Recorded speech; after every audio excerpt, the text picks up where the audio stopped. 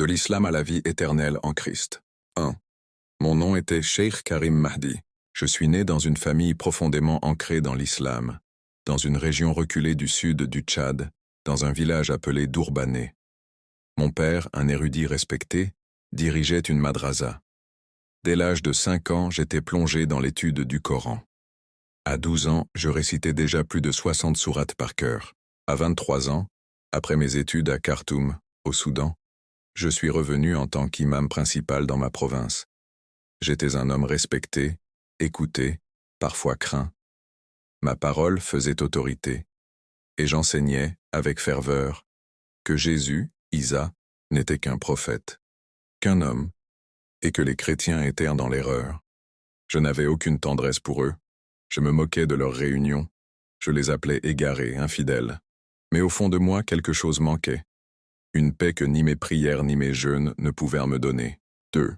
Le jour où tout s'est arrêté, un jeudi soir de juillet 2013, après la dernière prière, alors que je terminais une longue journée de jeûne volontaire, une douleur violente m'a transpercé la poitrine.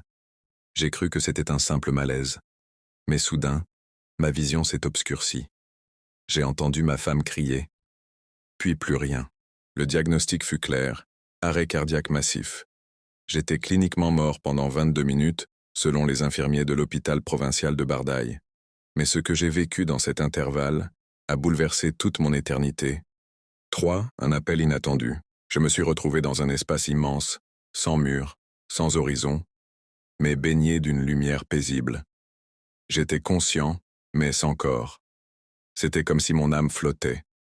Je n'avais plus d'orgueil, plus d'arguments, plus de force. Puis j'ai entendu une voix qui transperçait l'intérieur de mon être. « Karim, pourquoi me rejettes-tu depuis si longtemps ?» Je me suis retourné, et là, je l'ai vu, un homme resplendissant, vêtu de blanc, avec des marques visibles dans ses mains et ses pieds. Ses yeux brillaient d'une compassion brûlante.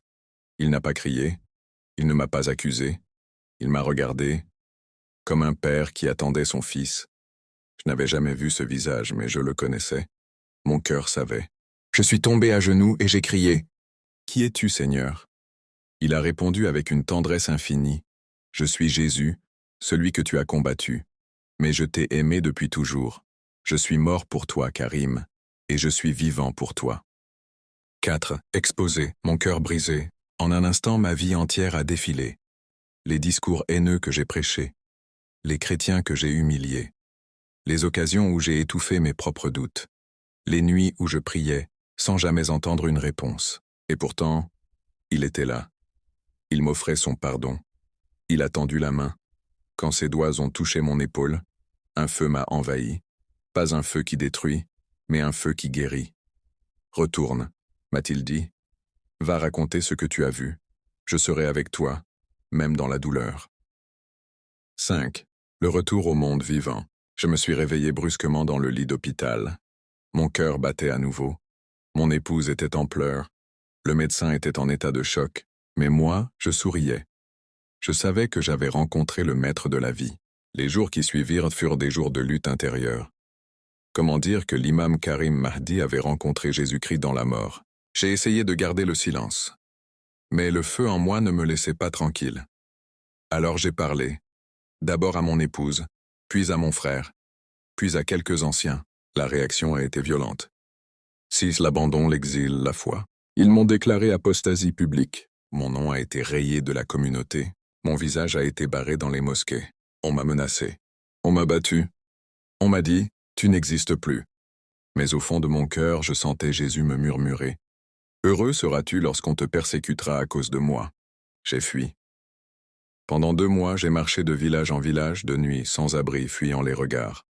J'ai fini par atteindre la frontière du Cameroun, où une mission chrétienne m'a recueilli. 7. Le renouveau.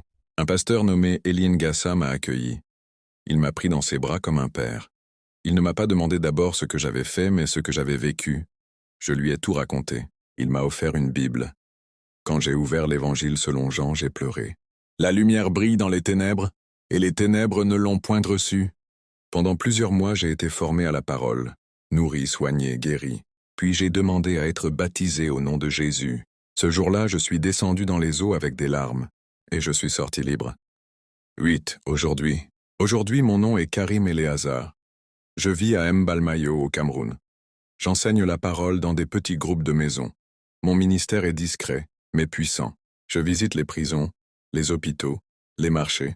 Je tends la main à ceux que j'appelais autrefois égarés. Je leur dis, Jésus est vivant. Il m'a rencontré dans la mort, il peut te rencontrer dans ta nuit. Ma famille biologique ne me parle plus, mais j'ai une famille céleste. Et surtout, j'ai une paix que je n'ai jamais connue en 35 ans d'islam. Conclusion. À toi qui entends ce témoignage, peut-être doutes-tu, peut-être es-tu religieux mais vide, peut-être es-tu musulman comme je l'étais. Je ne suis pas venu te convaincre, je suis venu témoigner. J'étais mort. J'ai rencontré Jésus dans l'au-delà, et je suis revenu pour le suivre.